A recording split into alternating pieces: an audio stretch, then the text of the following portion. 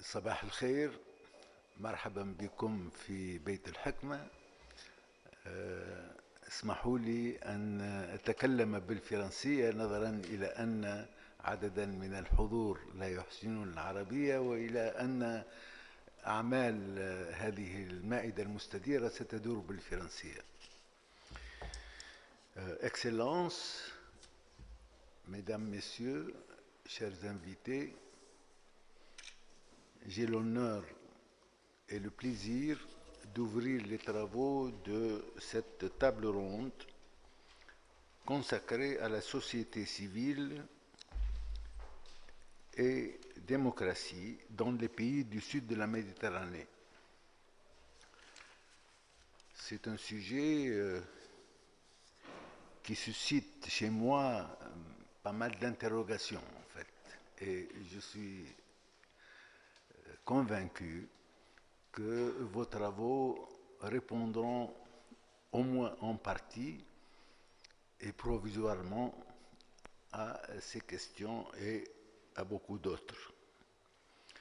Tout d'abord, le choix du sud de la Méditerranée.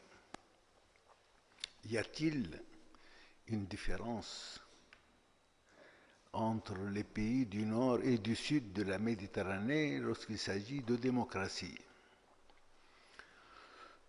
Certainement, aujourd'hui, on assiste à des formes de pouvoir, en Extrême-Orient en particulier, là où il s'agit de cultures chinoises, par exemple, ou japonaises, différentes. Mais s'agissant de la Méditerranée, les pays du nord et du sud de la Méditerranée appartiennent à la même ère culturelle qui est gréco-sémitique. Que les pays du nord soient chrétiens en majorité et les pays du sud musulmans en majorité ne change rien au fait que leur héritage commun et leur culture commune est gréco-sémitique, puisque le christianisme lui-même est d'origine sémitique, comme le judaïsme et l'islam. D'autre part, lorsqu'on parle de démocratie, il s'agit de se mettre d'accord sur la signification de cette démocratie, parce qu'il n'y a pas qu'une seule forme de démocratie. La démocratie, il y a au moins la démocratie représentative, la démocratie participative, la démocratie directe, et même aujourd'hui, on parle de plus en plus d'une démocratie illibérale. Est-ce que dans ce cas-là, il s'agit vraiment de démocratie? Est-ce qu'on peut être illibéral et démocrate en même temps? Et ces formes de démocratie, vous allez les traiter dans leur relation avec la société civile. Le concept de société civile lui-même a plusieurs significations, mais la plus courante, c'est que c'est la société, c'est le cas où ce n'est pas le pouvoir d'en haut qui dicte ce qu'il faut ou ne pas faire, ce qu'il ne faut pas faire, mais l'initiative vient d'en bas, vers le haut. Donc, il y a une forme de participation à la vie sociale et politique où la société, et non pas uniquement les gens du pouvoir, ont leur mot à dire. Mais aujourd'hui, il y a des problèmes certainement très épineux qui se posent du fait de la prépondérance de certaines sociétés, en en général, on parle des GAFA, des grandes multinationales qui dominent le marché, qui influent sur les décisions des pays, sur les régimes, quels qu'ils soient, démocratiques ou despotiques. À titre d'exemple,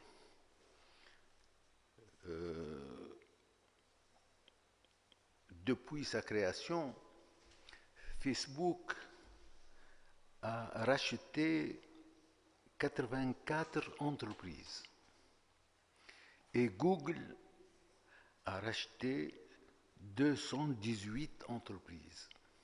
Donc il y a une concentration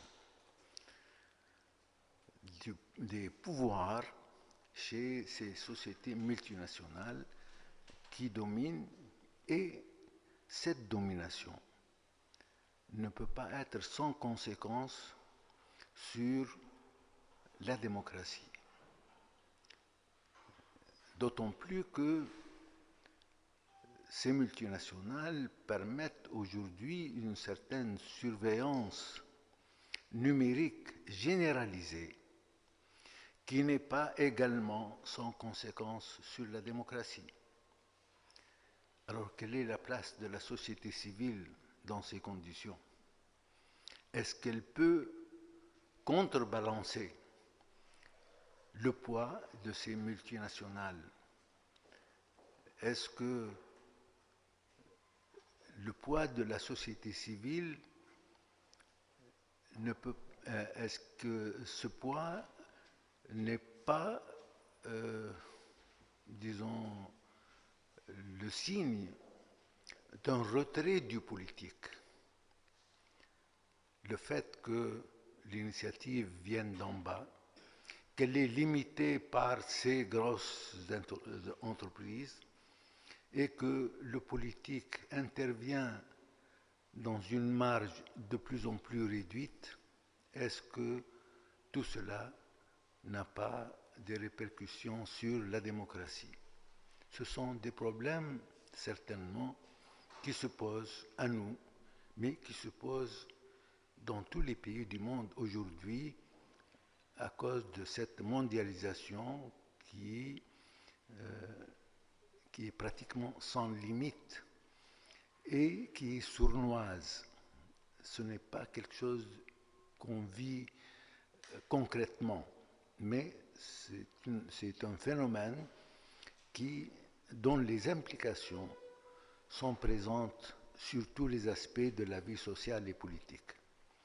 Donc, pour toutes ces raisons, parce que ce sont des problèmes réels que nous affrontons tous, je ne peux que me féliciter du choix de ce thème pour votre table ronde, et je remercie particulièrement Madame Raja Bahri, qui est la directrice du département de lettres à l'Académie, et M. Campisi, qui est le président de la chaire sicilienne, pour avoir préparé les travaux de cette conférence, et j'espère que vos travaux finiront par une publication, pas uniquement, bon, vos travaux seront enregistrés, ils passeront sur le site de l'Académie, mais la publication, c'est quelque chose qui reste et qui peut être consulté peut-être plus facilement par la suite par les chercheurs. Je vous remercie.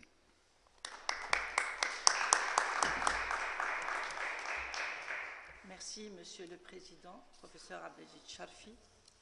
Monsieur le Président de la chaire Sicile pour le dialogue des cultures et des civilisations, professeur Alfonso Campisi, Messieurs les ambassadeurs d'Italie, d'Espagne et de Tunisie, chers collègues académiciens, Mesdames et Messieurs, chers invités. C'est dans ce palais de la sagesse et de la culture, si chargé d'histoire, Beit el-Hikma, siège de l'Académie, que je vous souhaite la bienvenue. Nous sommes particulièrement heureux d'avoir pu organiser cette table ronde dans des circonstances difficiles dues à la pandémie dont souffre le monde depuis plus d'une année. Je remercie tous les participants pour leur contribution à cette table ronde intitulée « Société civile et démocratie dans les pays du sud de la Méditerranée, quelle solidarité en temps de crise ?» organisée par le département des lettres de l'Académie Beit el-Hikma et de la chaire Sicile pour le dialogue des cultures et civilisations. L'Académie est dotée de 5 départements, entre autres le département des lettres qui est particulièrement pluridisciplinaire puisqu'il regroupe plusieurs langues, à savoir les littératures arabes, françaises, anglaises, germaniques et espagnoles. Il est composé de 17 membres actifs et de 4 membres correspondants de nationalités différentes. Cette manifestation, organisée par le département des lettres et la chaire Sicile, nous donnera l'occasion d'aborder le rôle et l'importance des sociétés civiles en démocratie dans les pays de la Méditerranée et de nous interroger sur la solidarité en cas de crise. Je voudrais rappeler que l'Espagne a été présente au premier moment de la révolution en Tunisie. En avril 2011, un colloque a été organisé ici, à Beit el-Hikma, en collaboration avec l'ambassade d'Espagne, l'Institut Cervantes et la faculté des lettres de la Manouba, sur le rôle et l'importance de la société civile dans la transition démocratique. D'éminents hommes politiques de la société civile tunisienne et espagnole ont participé à ce colloque intitulé « Pacte et consolidation de la société civile, défis de la transition démocratique ». Et je cite à cet effet, il me semble important, quelques noms de la participation tunisienne comme de la participation espagnole. Enrique Barón Crespo, ancien ministre du Transport, du Tourisme et des Communications en Espagne et ancien président du Parlement européen, a pris part à justement à ce colloque. Charles Paul, directeur de la Fondation espagnole. José Piqué, ancien ministre de l'Industrie et ancien ministre des Affaires étrangères d'Espagne. Rafael Arias Salgado, ancien ministre de la Présidence et ancien ministre de l'Administration territoriale d'Espagne. Diego Carcelo, président de l'Association des journalistes européens. Et du côté tunisien, Ahmed Najib Chebi, Ayad Ben Achour, Moustapha Ben Jaffer, Sana Ben Achour, Sihem Ben Sedrine, Ahmed Brahim et bien d'autres. La liste est bien longue, je ne pourrai pas citer tout le monde. La discussion avait porté sur l'importance de la société civile dans la transition démocratique. Si on prend l'exemple de la Tunisie durant ces 10 dernières années de lutte pour l'acquisition et la consolidation des droits fondamentaux autour de la Constitution et des libertés du citoyen, on constate que si nous avons acquis certains droits et élaboré certaines lois pour la consolidation de notre citoyenneté, cela a été certainement le fruit de la lutte de la société civile qui a permis l'élaboration de la Constitution. Les acquis de la société tunisienne, plus de 300 organisations de la société civile et 320 représentants des universités sont parvenus à rédiger un document final approuvé à une écrasante majorité. Je me dois de signaler ici le travail d'appui des organisations internationales autour des divers projets visant à consolider les services et la stabilité sociale. L'ouverture du dialogue national et la signature du pacte social en 2013 entre l'Union générale du travail, l'UGTT, l'Union tunisienne de l'industrie et du commerce, l'artisanat, le TICA, la Ligue tunisienne du droit de l'homme et l'Ordre des avocats aura permis de sortir de la situation critique et de la stabilité civile des pays voisins. Aujourd'hui, la société civile est en passe d'engager de nouvelles batailles contre les idées reçues, l'immobilisme intellectuel et religieux, contre la corruption qui gangrène à tous les niveaux la vie politique et le social. Nombreux ont été les acquis démocratiques malgré les dissensions entre les partis politiques et leur fragmentation. La société civile et son dynamisme restent encore le seul rempart contre toute tentation autoritaire. Près de 10 ans après la Révolution, une des mutations politiques du pays aura été la recomposition de sa vie associative qui échappe désormais à la tutelle étatique. Au cours de cette matinée, et grâce aux différentes interventions, nous aurons l'occasion de partager d'autres expériences des pays amis du sud de la Méditerranée. Nous sommes très honorés aujourd'hui d'accueillir au sein de l'Académie son Excellence M. Lorenzo Fanara, ambassadeur d'Italie en Tunisie, pour nous parler du rôle de l'économie dans la démocratie autour de son intervention intitulée « Mieux relancer l'économie pour soutenir la confiance dans la démocratie ». Ensuite, l'intervention de son Excellence M. Guillermo Ardizoni García, ambassadeur d'Espagne à Tunis, qui traitera du rôle de la société civile dans la transition démocratique espagnole. Elle sera suivie de l'intervention du président de la chaire civile pour le dialogue des cultures et des civilisations, le professeur Alfonso Campisi. Suivra l'intervention de son Excellence M. Azouz El Nifer, ancien ambassadeur de Tunisie à Madrid et représentant spécial de l'ONU, et qui nous parlera de la société civile dans le processus de Barcelone 25 ans après. L'intervention de la sociologue et féministe Dr Nabila Hamza sera consacrée au thème « Féminisme et genre, ancienne et nouvelle génération militante ». Et pour terminer, on citera l'intervention du Dr Sofiane Ben Farhat, écrivain et journaliste, sur l'ère de l'après-Covid, la société civile face au retour en force du Léviathan. Comme vous pouvez le constater, les communications seront riches et variées lors de ce colloque sur le rôle de la société civile. Et sans plus tarder, je vais céder la parole à son Excellence, M. Lorenzo Fanara, ambassadeur d'Italie en Tunisie.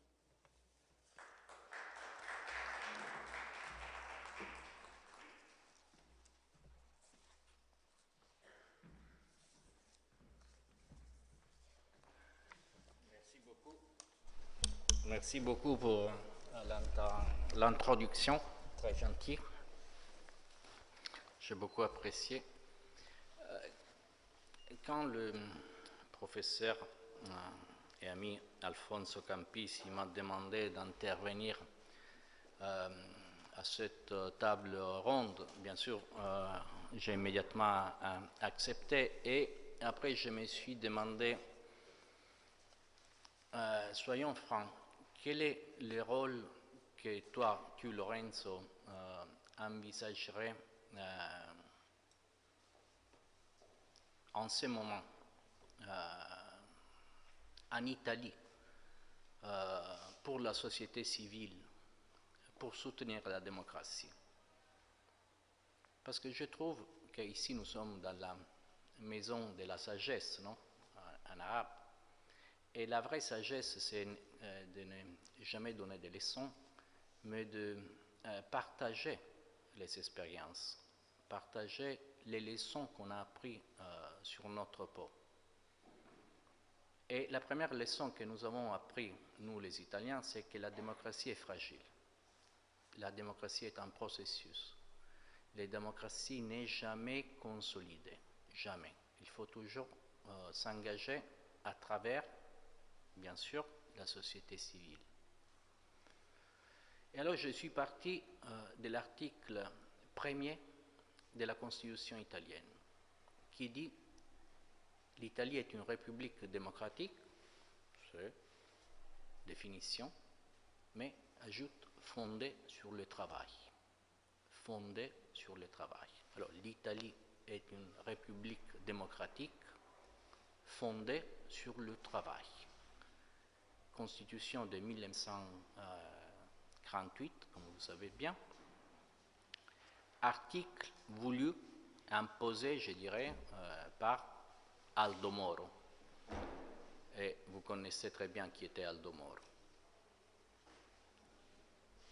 L'Italie, d'après-guerre, était un pays à genoux, détruit du point de vue économique, du point de vue aussi de la tragédie que nous avions passée avec la Deuxième Guerre mondiale.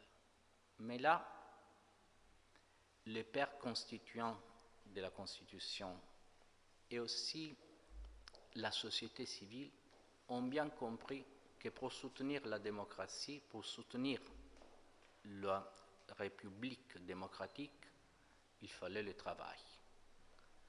Mais comment le travail? Comment soutenir le travail? Et là, la société civile italienne s'est engagée. S'est engagée avec des réformes. Des réformes. Moi, je viens d'une famille qui était propriétaire terrière. Ils nous ont confisqué la terre pour donner plus d'initiatives privées. Après, on peut discuter si c'était la bonne réforme ou pas, mais on a soutenu l'initiative privée. Aussi, avec des réformes qui pour nous, pour moi, pour ma famille peut-être, étaient douloureuses, mais on a soutenu l'initiative privée. Et là, on ne peut pas les faire dans une façon illibérale, parce qu'il n'y a pas de démocratie libérale. La démocratie, par définition, est libérale. Il faut les libertés. Il n'y a pas de démocratie libérale. S'il n'y avait pas cette unité des partis, cette volonté de la société civile, l'Italie n'aurait pas pu passer l'expérience du miracle économique.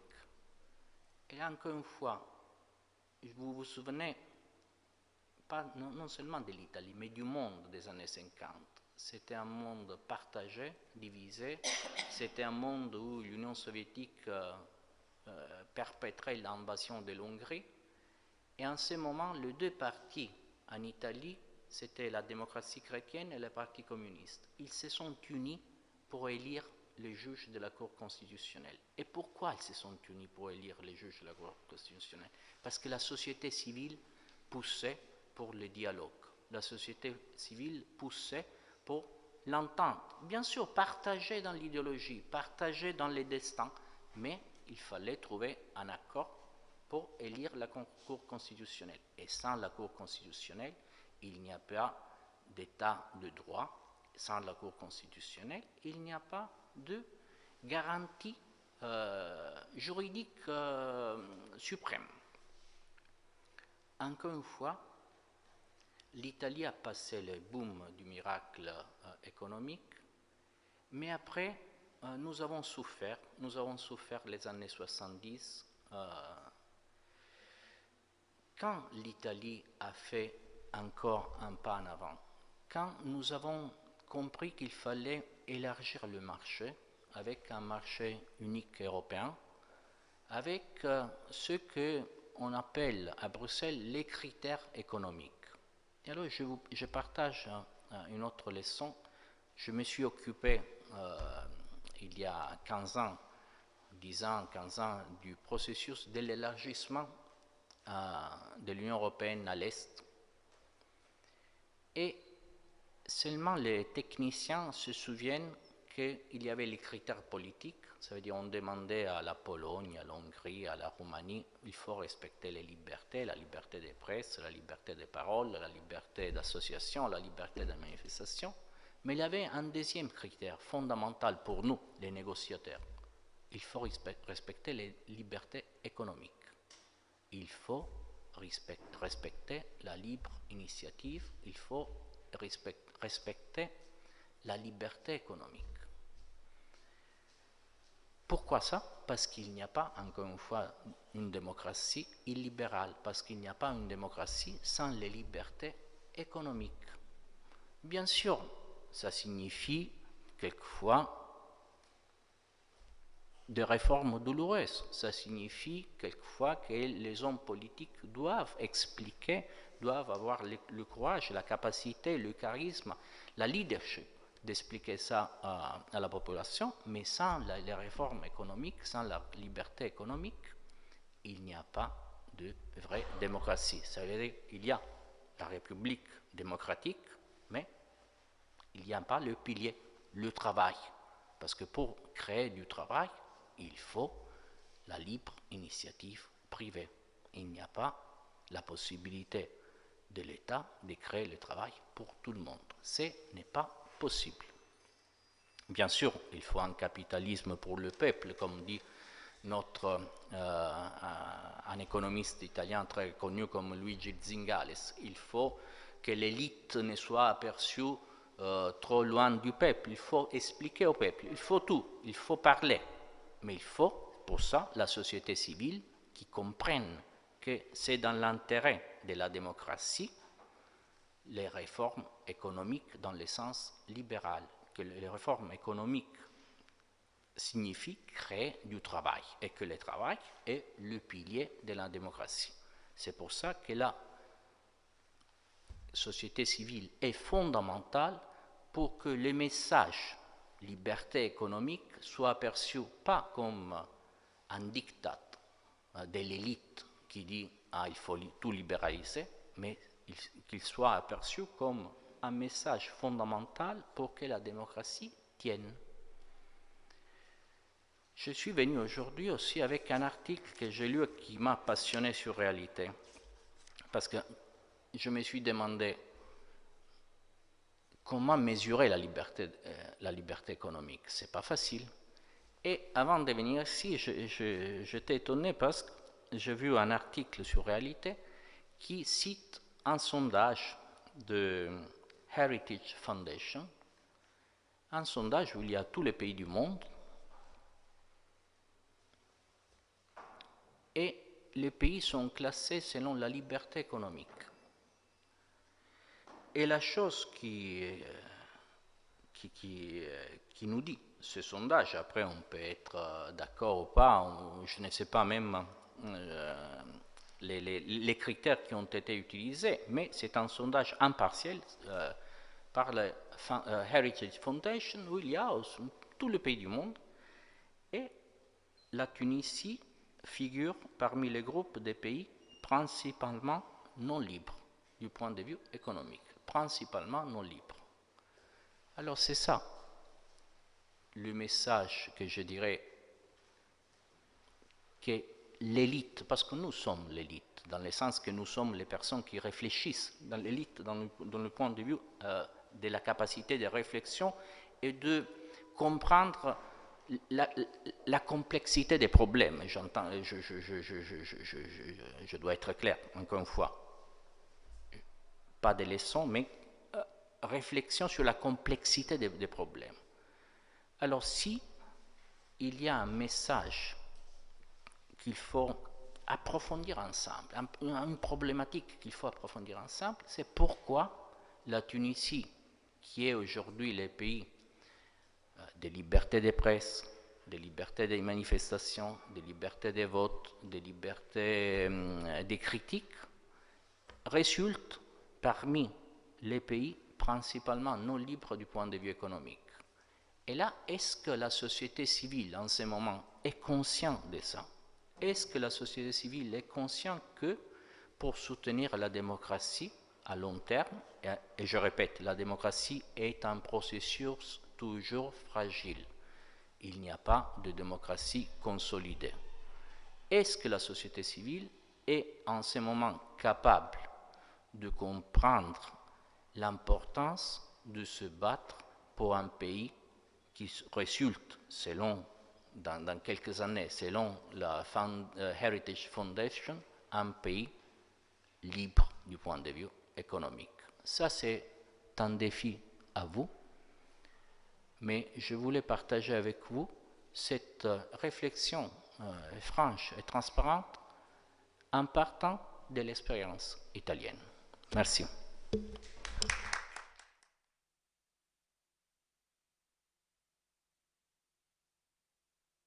Monsieur l'ambassadeur, pour cette excellente communication sur la situation en Italie et la société civile.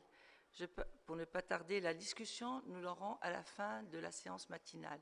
Je passe tout de suite la parole à son Excellence, Monsieur l'ambassadeur d'Espagne en Tunisie, Monsieur Guillermo Ardizoni García. Merci, monsieur.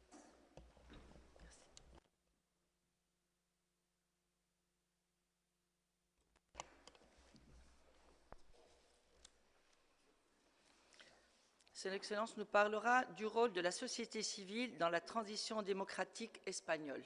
Donc on retrouve un tout petit peu notre colloque qui a eu lieu en 2011. À vous la parole, Excellence. Merci beaucoup. bonne journée à toutes et à tous. Merci à l'Académie Beit El-Hikma, merci à son président et à toi, cher ami Raja Bahri, et Alfonso Campisi pour l'invitation à parler dans ce palais de la sagesse. C'est un peu, en effet, un des défis que je me suis posé lors du moment où Alfonso m'a suggéré la possibilité de participer, de parler un peu de notre expérience qui a été déjà vue ici dans cette maison. Et bon, alors je me suis posé aussi des questions, comme mon collègue Lorenzo, pour qu'est-ce que je peux apporter à ces débats et comment je pourrais adresser mes réflexions sur la question de la société civile. Alors j'ai proposé de parler précisément sur la question de la transition en Espagne, le rôle joué par la société civile, quelque part parce que je ne suis pas un historien, je ne suis pas un sociologue, ni j'étudiais les droits à l'université, donc je me suis posé aussi le défi de traiter un sujet qui me touchait personnellement, parce que j'ai vécu ces années dans l'adolescence, les années de la transition. Je me suis éveillé un peu à la mentalité, à la conscience politique à l'université. C'était début des années 80, où on était encore dans un processus de transition fragile. En 1981, il y a eu un essai de coup d'État. Et donc, ce sont des choses, des souvenirs très vivants. Je me rappelle, à l'âge de 12 ans, pour la première fois dans ma vie, j'étais en train d'étudier, j'étais un étudiant de lycée italien à Madrid, et un jour, en faisant mes devoirs, je commence à entendre un bruit que je n'avais jamais entendu. Et je regarde par la fenêtre, et ce sont les deux jeunes qui courent et qui crient amnistie et liberté. Tout d'abord, je ne comprenais pas encore le sens de ces mots, mais ce qui était nouveau pour moi, c'était les cris. Je n'avais pas entendu un bruit pareil dans ma vie.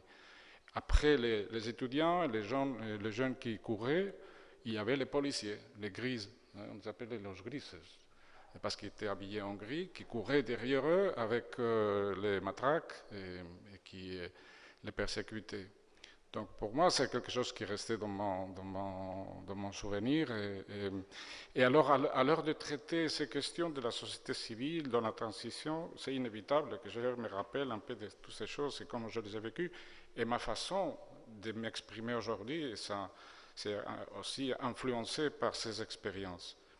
Et pour comprendre ce que je pense qui a été le rôle de la société civile dans la transition en Espagne, il faudrait aussi tenir compte des caractéristiques du régime franquiste qui était le point, dans son point final vers la moitié des années 70, et qui était un régime assez particulier, une dictature. Il y a eu même un débat académique sur la nature de ce régime, si c'était un régime totalitaire ou si c'était un régime autoritaire qui laissait quelques espaces de dissension à son intérieur. À vrai dire, je pense, c'est mon impression personnelle, c'était un régime à vocation totalitaire, mais à l'espagnol un peu, non? Et à la fin, s'est produit certaines fissures dans lesquelles il y avait des différences d'opinion, et surtout le fait que l'origine du régime, c'est un coup d'État militaire qui a été appuyé par différents groupes avec différents intérêts et qui finalement ont appuyé soit l'arrivée au pouvoir de Franco, soit aussi son maintien au pouvoir. Et donc un régime appuyé par l'armée, ce n'était pas une dictature militaire. Franco domine toute la structure qui a été créée institutionnelle dans les régimes. Il est composé de différentes familles. Il y a les traditionalistes, les monarchiques conservateurs, il y a les phalangistes qui sont, disons, l'élément idéologique du régime et la vocation clairement totalitaire, proche du fascisme et du national-socialisme allemand, mais en général des groupes qui se sont ralliés pour ce que Paul Preston dit d'opportunisme politique. Donc, s'ils se sont rassemblés à un certain moment pour sauvegarder leurs intérêts, à la fin de la vie de Franco, lors de sa mort, ils se sont divisés aussi pour le maintien et pour sauvegarder leurs propres intérêts. Et chacun devait adopter une position face à la succession de Franco. Ce n'était pas, disons, un régime dans lequel on a un parti de masse qui promeut la mobilisation des masses et l'idéologisation des masses, mais plutôt un régime dans lequel l'objectif est précisément de neutraliser, d'immobiliser, d'anesthésier la société et de la faire ne pas participer à l'évolution du régime. D'ailleurs, il y a les querelles qui se sont produites entre les familles qui appuyaient Franco, c'était des querelles qui n'arrivaient pas à l'opinion publique d'une façon comme ça. Les gens ne participaient, ne savaient pas qu'il y avait cette différence que ces familles tenaient intériorisées de façon très, très, très vivante, mais que pour le reste de la population, pour la vaste majorité de la population, on ne savait rien de cela. Alors, le régime a quand même évolué. Il y a une certaine, vers la fin des années 50, il y a eu une perception que le rêve autarchique était impossible. Et alors, un certain libéralisme économique a fait son entrée. Des gens, des technocrates, des économistes, des juristes ont commencé à intervenir en promouvant un libéralisme économique, mais sans aucune velléité démocratique ou de parti, ou de participer à la vie politique même, ou de prendre des décisions qui pouvaient contredire les régimes établis. Donc cela les a permis d'entrer dans les centres de cercle du pouvoir. Donc du côté économique, il y a eu une évolution, le contexte européen qui commençait après 1957, la création de la communauté économique européenne, commençait à devenir un modèle qui attirait l'attention des gens, et aussi au sein de l'Église catholique qui était au début très attachée au régime. Après l'évolution dans les années 60 du Concile Vatican II, il y a eu aussi des modifications et un certain écart d'une partie de l'Église à l'égard du régime. Donc ça, pour vous donner très brièvement des traits un peu, que je pense, qui définissent le régime à l'époque et quel était le contexte dans lequel la société civile aurait joué son rôle. Alors, pour cela, il y a donc des interprétations différentes des différents historiens, sociologues, politologues qui ont expliqué pourquoi la fin du régime de Franco. Il y a certains qui considéraient que c'était inévitable parce que les contradictions auxquelles soumettait l'évolution économique et allant vers un certain libéralisme économique, mettait en contradiction avec les bases et les fondements même du régime, donc c'était presque inévitable. Il y avait une urbanisation, il y avait des traits de comportement, de plus de consommation, le modèle, le tourisme apportait une autre vision du monde aux gens qui habitaient en Espagne, donc il y avait des changements sociologiques et économiques qui poussaient vers l'inévitabilité de la chute du régime. D'autres pensaient que la dégradation du régime est dans ses racines et quelque part par une structure qui était complexe, qui jouait avec les différentes familles, mais dans laquelle chaque famille essaye, comme je dis avant, de prendre sa place à l'attente de la succession de Franco. Vers la moitié des années 60 et début des années 70, on voit les gens se positionner pour être à l'attente de ce qui était biologiquement inévitable, que c'était la mort du dictateur. Donc, il y avait d'autres interprétations qui, par contre, considèrent que l'important, c'est le leadership. À la fin, même s'il y a des évolutions structurelles et socio-économiques qui poussent vers la fin du régime, à la fin, il faut des gens qui prennent des décisions chaque jour. Et les décisions prises surtout, notamment entre la mort de Franco en novembre 1975 et l'approbation de la Constitution en 1978, et au-delà, je pourrais dire jusqu'en 1982, où le Parti socialiste a gagné avec majorité absolue. Donc, dans toutes ces années très critiques, très difficiles, il fallait prendre des décisions. La légalisation du Parti communiste en 1977, c'était vraiment dépasser la ligne rouge qui, surtout pour l'armée, était là établie. On a profité des vacances de Pâques pour les gens étaient partis. Donc, j'ai trouvé un jour avec la légalisation du Parti communiste. Bon, je dis ça, mais c'est un processus très compliqué pour arriver jusqu'à ce point-là. Mais des décisions ont été prises à fur et à mesure que les crises s'est posées. En janvier 1977, il y a eu une tuerie, ont été massacrés des avocats des Comisiones Obreras, du syndicat Comisiones Obreras et du Parti communiste, dans la rue de Atocha. C'était un massacre provoqué par un groupe d'extrême droite et qui donc posait et créait une situation de crise soudaine. Et pour cela, il fallait des gens qui prenaient des décisions. Alors, normalement, les historiens considèrent que le roi a été le moteur de ces changements. Adolfo Suárez, le président du gouvernement, était un peu le guide et le stratège de cette évolution. Il est resté au pouvoir jusqu'en 1982, à partir de juillet 1976.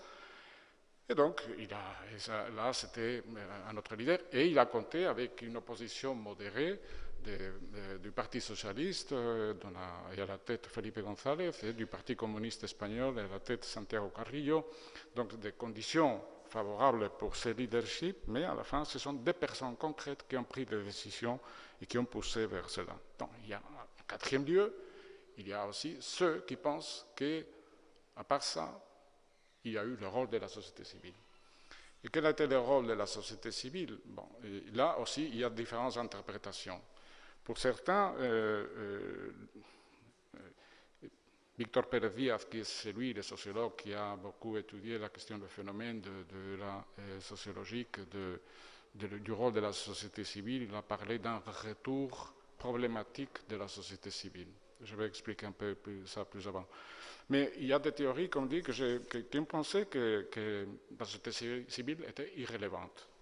Et d'ailleurs, ils disent qu'à la mort de Franco, les rues n'ont pas été prises par le peuple, un peuple qui fêtait le décès du dictateur. Et les fidèles à Franco sont restés dans leur poste, l'armée est restée dans les casernes et a accepté le rôle joué par le nouveau chef de l'État, qui était le roi. La police a continué sa activité répressive, mais selon différentes consignes auxquelles il devait s'adapter pour faire face aux mouvements sociaux qui se sont produits pendant ces années. Les responsables municipaux qui étaient désignés par Franco sont restés dans leur poste jusqu'en 1979, lors des élections municipales. Donc, il y a eu même un article du Daily Mail du 8 mars 1976, c'est 100 jours après la mort de Franco et donc 100 jours, les premiers 100 jours du roi, dans lequel il parlait, les journalistes parlaient des manifestations tout au long de l'Espagne se tient sans incident. Il y a eu des grèves qui ont coûté 4 millions d'heures de perdues sans harcèlement des grévistes. Rassemblement des partis se tient sans interférence, ainsi que les journaux et les magazines qui sortent sans interférence. Les gens vont au cinéma voir l'Orange mécanique de Stanley Kubrick, bon, il y a, moi, entre eux, et finalement, ils disent les touristes britanniques, on les attend cet été, en dépassant le chiffre de 3,4 millions de touristes qui sont venus en 1975, on les attend plus nombreux en 1976, donc l'Espagne est tranquille. C'est les témoignages d'un journaliste du Daily Mail.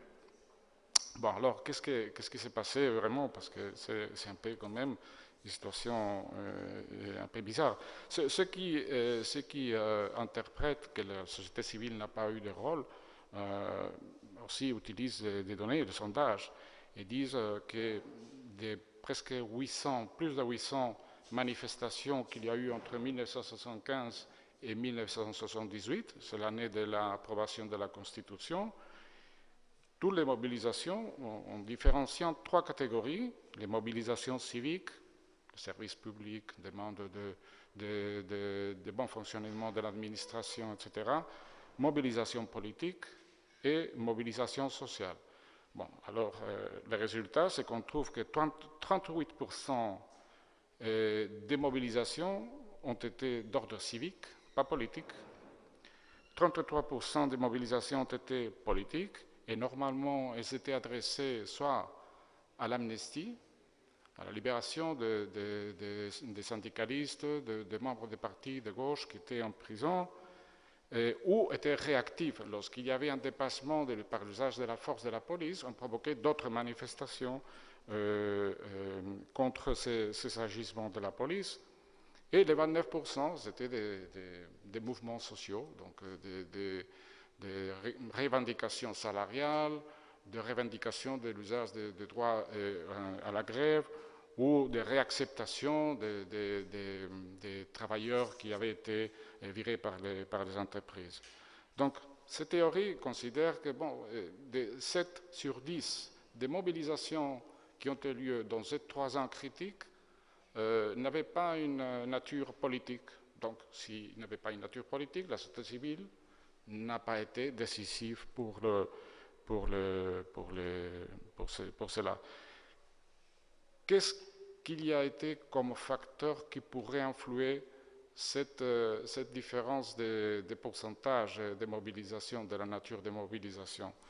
Il y avait tout d'abord, selon tous les sociologues, il y avait eu une politique assez longue de culture politique du régime de Franco, qui était précisément la apolitisation de la population, créer une sacralisation de l'ordre public et de la stabilité en dessus de toute autre valeur, attachement aux usages traditionnels, confiance dans les pouvoirs d'un homme fort qui règle tout.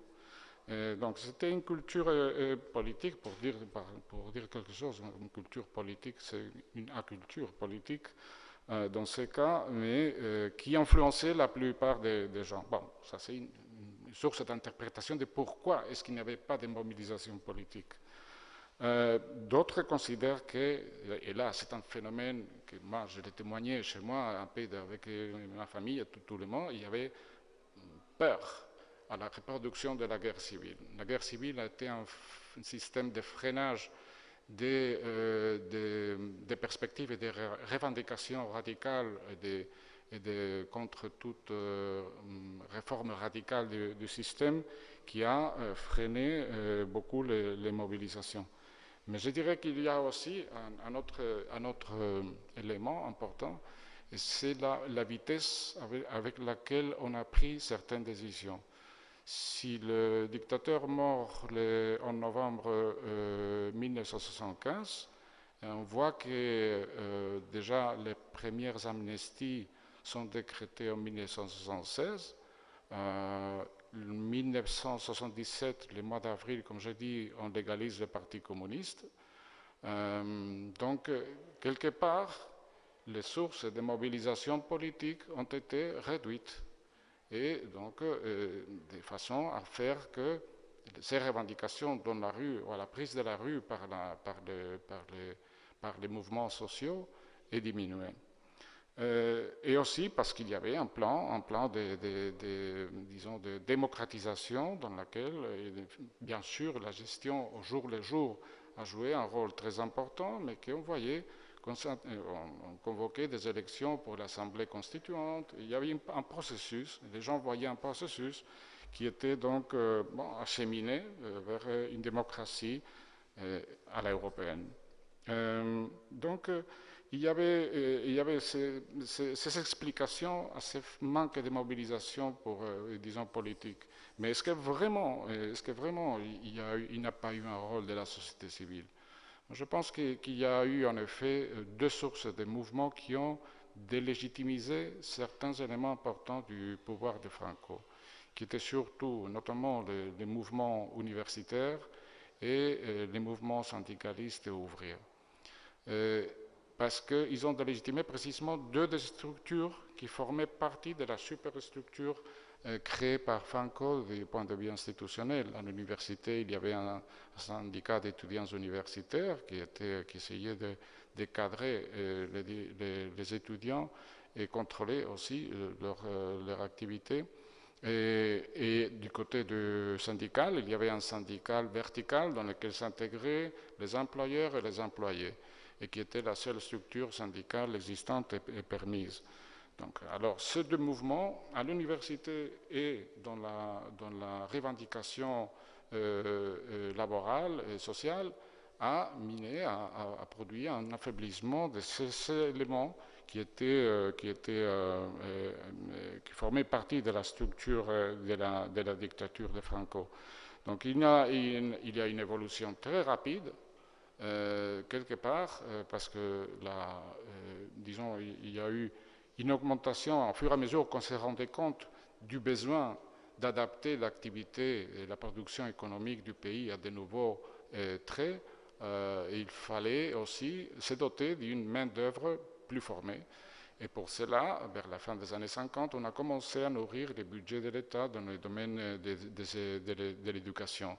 Et à la fin, en 1970, c'est pour la première fois, l'État qui avait délaissé le monde éducatif, il l'avait laissé dans les mains de l'Église catholique quelque part après la guerre civile. L'État vient vers l'avant et commence, et pour la première fois, comme je dis, en 1970, le budget dédié à l'éducation surpasse celui de la défense.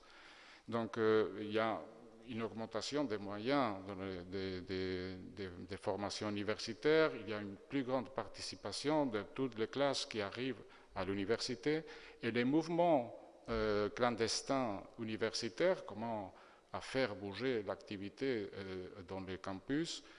Et ils ont aussi produit un autre phénomène, celui de la publicité de la répression, avec la répression produite dans ces années de mobilisation à l'université par la police. Tous les gens, parce que déjà l'université était devenue quelque part transsectorielle, où les gens à l'université arrivaient de tous les possédances de la société. On a vu, tout le monde, on a commencé à voir un peu la nature de la répression reflétée dans leurs enfants en plus. Et donc ça, c'était un phénomène important, à mon avis.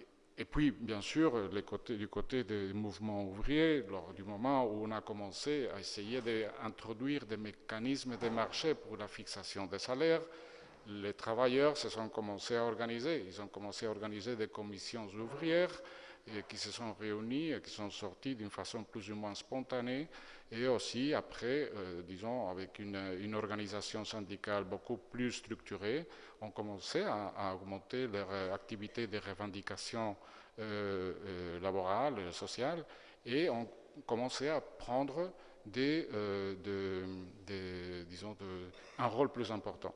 Alors, tout cela, je pense que constitue la base, une certaine base pour un changement de mentalité au niveau de la société et de la société civile en général.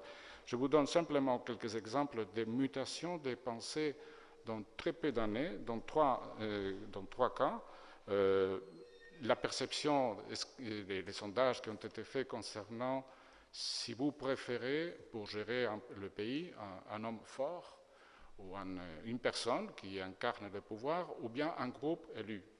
Alors, il y a eu en 1966, les taux indécis, des gens qui n'avaient pas d'opinion, c'était de 54%.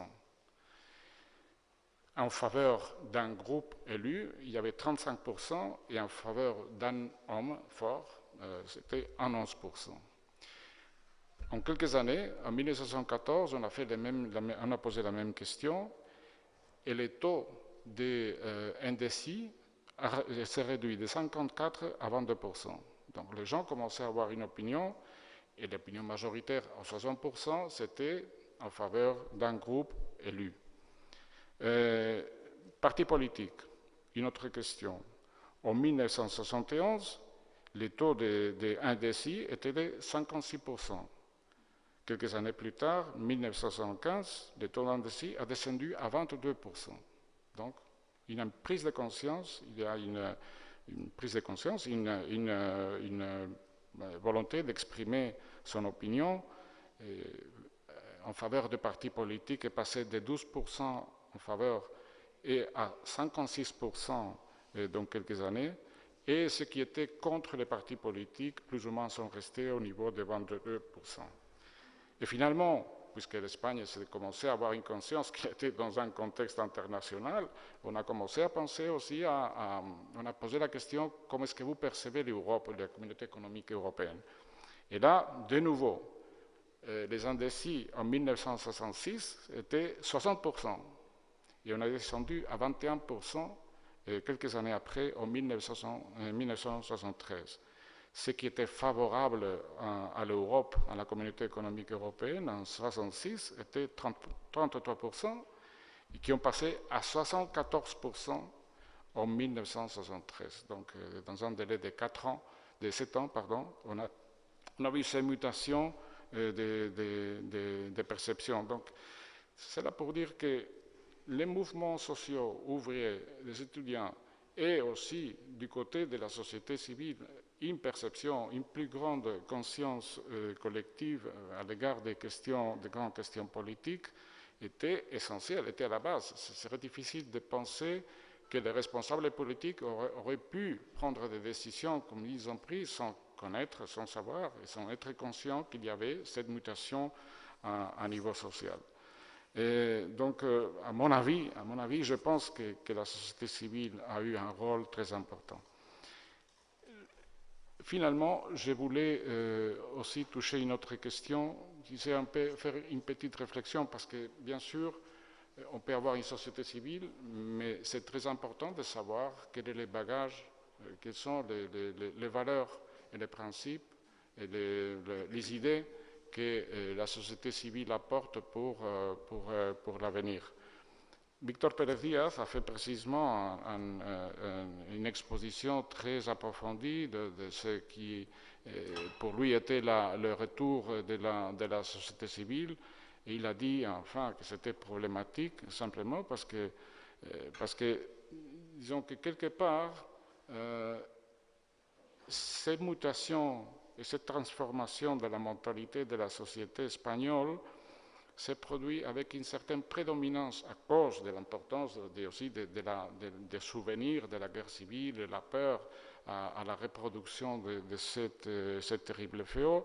Il a créé une certaine tendance au consensus, une acceptation de la négociation, une certaine tolérance et accommodation aux évolutions de la société. Donc la question, ce n'était pas tellement si la société civile avait eu un rôle dans la transition, mais aussi la qualité de la société civile. Si elle est portante d'une capacité vraiment de parler librement et ouvertement des grands problèmes, des responsabilités, par exemple, dans ce qui s'est passé pendant la guerre civile et dans la dictature. Et si on avait pris la décision, ou si on préférait plutôt, bon, on va vivre avec ces problèmes, on va dépasser, on va surmonter. L'idée initiale de tous les partis politiques était vraiment de tourner la page de ce qui s'était passé entre 1936 et 1939, mais après, avec les changements générationnels de la société, on a commencé déjà à parler et à niveau, surtout des institutions publiques. On a approuvé en 2007 la loi de la mémoire historique, dans laquelle on adresse la question de la dignification des personnes qui ont été les victimes de la guerre civile, et donc on a pour récupérer cela. Mais quelque part, à part la question de la guerre civile et tous ces problèmes, il s'est posé aussi la question au niveau de chaque jour, en 1990, quelles sont les valeurs de notre société. On avait une certaine tolérance à certaines pratiques clientélistes, on avait une certaine tolérance pour l'accommodation, pour accepter certaines choses. Et donc, voilà, c'était, je pense, à mon avis, c'était un point qui reste ouvert et disons, de penser quelles sont les valeurs apportées par la société civile à chaque moment et son influence dans l'avenir. C'est une question qui reste ouverte encore. Merci. Merci, Excellence, pour cette intervention riche concernant la transition démocratique et le rôle de la société. Moi, je garde un excellent souvenir de Madrid. Bon, j'étais jeune, pas très jeune, évidemment. Au moment de la transition, ce qui m'avait le plus frappé en Espagne, c'est cette liberté à tous les niveaux, presse, dans la rue, les pancartes, le cinéma. Les gens avaient une certaine joie. Bon, on ne voyait pas, nous, jeunes étudiants, le côté politique, social, mais il y avait une certaine joie de la part de toute la population. Et puis, il y avait comme un boom dans les rues. Les gens étaient très heureux. Voilà, c'est ce que je garde. Donc, il me semble qu'il est préférable peut-être qu'on pose des questions immédiatement aux deux intervenants avant de prendre un café. S'il y a des questions, je vous invite. Oui, c'est Azuna qui fait partie du département des lettres. Oui, à vous la parole, c'est Azuna. C'est Jaloul. Tout d'abord, je tiens à remercier les deux intervenants, Son Excellence l'ambassadeur d'Italie et Son Excellence l'ambassadeur d'Espagne. Je vais donner un avis personnel qui n'engage que ma personne en tant que citoyen tunisien et académicien, membre de cette académie qui nous abrite aujourd'hui. Je crois que l'attitude occidentale d'une façon générale vis-à-vis des pays du sud de la Méditerranée n'a pas changé au fond. C'était une attitude avant la Seconde Guerre mondiale, une attitude de colonisation, et après 50 et 60 ans de fin de la colonisation directe, un néocolonialisme économique, mais surtout culturel, et une attitude de suprématie, une attitude d'un regard supérieur. Et ceci, je ne citerai pas beaucoup d'exemples. Je citerai 2 ou 3 exemples significatifs. Le soutien inconditionnel à Israël, quelques changements dernièrement, très peu, contre le droit reconnu par tous les droits aux Palestiniens d'avoir leur État, etc. Dernièrement, le soutien inconditionnel des Occidentaux à la dictature de Ben Ali. On nous parle maintenant de droits de l'homme, etc., de la société civile. Le soutien aussi à ces dernières, à ce qui se passe actuellement en Syrie, au Yémen et surtout en Libye, 10 ans de guerre, avec une intervention et responsabilité directe des pays occidentaux. L'Italie, bien sûr, en premier. La France, bien sûr, l'Angleterre, l'Amérique.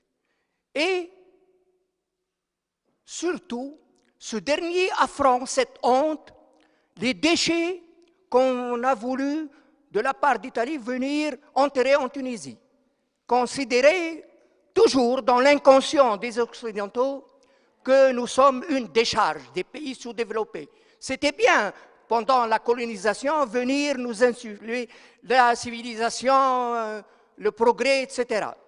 Je crois que l'Occident, l'Italie en premier, mais tous les pays occidentaux et américains, après 10 ans, ce qui a secoué toute cette région, cette révolution qui a émané de Tunisie, il est temps de revoir complètement votre copie. Merci.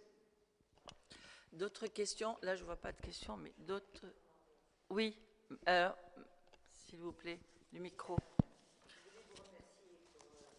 On vous donne le micro tout de suite. Oui, bonjour. Merci. Je voulais remercier Monsieur l'ambassadeur pour cette conférence. Moi, je l'attendais avec beaucoup d'intérêt parce que je connais un petit peu l'Espagne, que j'ai des enfants qui y vivent et j'y vais régulièrement. Et je comprends que votre intervention se soit limitée à la période de la transition démocratique en Espagne. Mais ça aurait été bien probablement de consacrer un peu de temps à ce qui se passe aujourd'hui. Je veux dire, quand on observe aujourd'hui la société civile espagnole, elle est absolument à l'avant-garde de la société civile européenne, je veux dire, dans différents domaines. Ce sont des mouvements sociaux d'une puissance absolument remarquable et qui sont porteuses justement de messages innovants, de méthodes d'action innovantes. Quand on voit par exemple la grève des femmes qui a eu lieu dernièrement et qui s'est répétée à plusieurs reprises, elles sont à l'avant-garde du mouvement féministe européen, ça c'est évident. Quand on voit le mouvement Podemos aussi, ce qu'il a rassemblé, ce qu'il a drainé autour de lui, c'est quelque chose quand même d'impressionnant. Donc je vous pose la question, comment expliquez-vous justement cette modeste participation de la société civile espagnole pendant la transition démocratique et cet éveil probablement soudain ou je ne sais, peut-être progressiste certainement, de la société civile espagnole qui en fait un modèle de société aujourd'hui. Merci. Vous voulez répondre tout de suite, Excellence? Seulement, je voudrais répondre à l'observation, à la première observation, sans rentrer bien sûr en polémique. Je suis un libéral, j'apprécie toujours la liberté aussi des critiques. C'est très important. Je crois que critiquer, c'est fondamental pour une démocratie. C'est fondamental. Pour ce qui concerne les observations, Israël, vous savez bien que l'Italie et l'Espagne et l'Union européenne ont tenu toujours une position sur l'importance de deux peuples, deux États, et nous l'avons maintenu même avec l'administration Trump. Nous avons des relations excellentes avec la Palestine comme avec Israël. Il n'y a pas d'autre solution que les dialogues, les négociations et l'entente. Pour ce qui concerne les soutiens au régime de Ben Ali, bien sûr, ça c'est l'histoire. Il y a eu un soutien, mais il y avait aussi eu un soutien à Bourguiba. Et il y aura toujours un soutien à un gouvernement tunisien de la part de l'Italie. Après, c'est au peuple de faire ce choix et c'est au peuple aussi de dire jamais plus une dictature. C'est au peuple, à la société civile, de dire jamais plus une dictature. L'Italie sera toujours à côté des institutions et du peuple tunisien. Pour ce qui concerne les déchets italiens, permettez-moi de répondre. C'est encore une fois la démocratie, dans le sens que l'exportation de déchets a été autorisée par les autorités tunisiennes. Après, il s'est avéré, il y a des enquêtes judiciaires qui sont maintenant ici en train d'éclaircir le sujet, mais les autorités italiennes ont immédiatement annulé l'autorisation que l'entreprise avait obtenue à travers l'autorisation des autorités tunisiennes. Les autorités italiennes ont ordonné à l'entreprise italienne de réimporter les déchets, c'est noir sur blanc. Les autorités italiennes sont allées en jugement et ils ont gagné, mais l'entreprise a fait encore un recours au tribunal. Et le juge a dit qu'il faut attendre la décision de mérite pour que je puisse décider. Là, c'est la démocratie, c'est l'indépendance du système judiciaire que le gouvernement et les autorités italiennes doivent respecter. Merci, Excellence. Je vous donne la parole. Oui, merci beaucoup. Ceux qui ont posé des questions, moi aussi, je pense qu'il y a bien sûr les perceptions sont libres et chacun peut tirer sa réflexion personnelle. Moi-même, j'ai fait une exposé sur la transition en Espagne, qui, je peux me tromper, j'ai dit du début, je suis influencé par mes souvenirs. Et peut-être qu'ils sont partiels, et par mon entourage, et les contextes de ma famille, l'université où j'ai étudié, mes collègues à l'université, etc. Donc tout peut être discuté, tout peut être critiqué, bien sûr. Moi, ma perception, ce n'est pas la même, bien sûr. J'ai une perception depuis mon pays, un pays qui a toujours respecté disons, les choix de chaque pays, mais qui donne aussi beaucoup d'importance à que, en effet, ces choix s'expriment en liberté. Et d'ailleurs, c'était en effet, par exemple, avec ces séminaires qu'on a tenus ici à Beit Hikma, bientôt, mais le premier président du gouvernement qui est venu ici en Tunisie, c'était l'espagnol en 2011, quelques mois après la Révolution. Sa Majesté le roi à l'époque, Prince de Astourie, a été au moment de l'approbation de la Constitution. Je pense que là, on respecte toujours les choix, mais c'est important que chacun prenne ses responsabilités. Et d'ailleurs, une des réflexions un peu que j'ai tirées de mon analyse de la situation, c'est que si la société civile espagnole, par exemple, a vraiment fait un exercice de prise de responsabilité de ce qui s'est passé pendant la guerre civile et après, pendant les années de la dictature. À force de faire des compromis et de négocier, ça c'était très bien pour les moments de la transition. C'était vraiment, on a passé des moments de risques extrêmes, que tout cet édifice de transition s'effondrait. Dans ces moments, c'était bien, mais à un certain moment, il faut revenir au passé et voir un peu quels sont et essayer d'assimiler un peu ce qu'on a vécu dans le passé et vivre avec cela, avec une réponse. Donc aussi, c'est important que chaque société prenne ses propres responsabilités à l'égard de ce qui se passe à un certain moment. Nous, on avait aussi donné beaucoup d'importance à l'Europe et d'ailleurs, Franco disait que c'était la responsabilité, c'était une espèce de complot international maçonnique, juif, tout ça. Il portait à l'extérieur un peu ces questions. Non? Bon, alors, je pense qu'il faut réfléchir surtout au sens de responsabilité de chaque société, de chaque pays, pour ce qui est son histoire, son passé et son présent et son avenir. Pour ce qui est l'autre question sur la société civile en Espagne, en effet, il y a eu un grand changement. Je pense qu'il y a eu différents facteurs, mais un très important, c'est le renouvellement générationnel. Les générations actuelles n'ont pas le fardeau et l'héritage de ce qui s'est passé dans le passé. Mes enfants et les gens de la génération de mes enfants ne se sont pas responsables de ça. Et donc, ils ont une certaine ouverture à des causes et à des mobilisations par différents moyens, que ce soit télématique, que ce soit dans la rue, que ce soit de différentes façons, qui sont propres de notre monde actuel. C'est-à-dire un monde qui est très influencé par les réseaux sociaux, qui est très influencé par le fait qu'il y a des objectifs concrets que la société civile cherche et qui identifie bien et qui vont pour... ils ne se perdent pas peut-être parfois dans les grandes constructions, mais ils vont aux droits concrets d'accès à Internet, de liberté sexuelle, des choses comme ça, et qui font peut-être... sont plus faciles à suivre.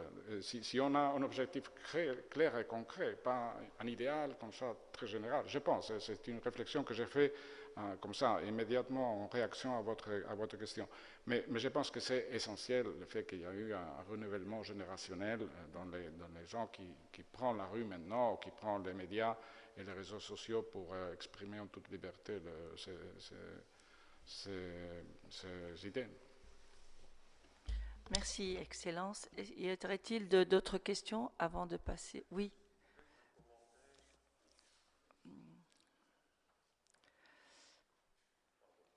Juste un commentaire m'adresser à son Excellence ambassadeur d'Espagne, d'Italie, vous êtes référé tout à l'heure à un rapport de Heritage Foundation sur les conditions d'affaires en Tunisie. Je voulais juste dire qu'il y a 15-20 ans, lorsque j'étais ambassadeur, la première réaction des gens que je rencontrais était de rendre hommage aux conditions d'affaires en Tunisie, à la liberté d'investissement et bien évidemment de critiquer les questions des droits humains et des libertés et de la démocratie. Le monde, malheureusement, et la Tunisie également, a changé. Merci.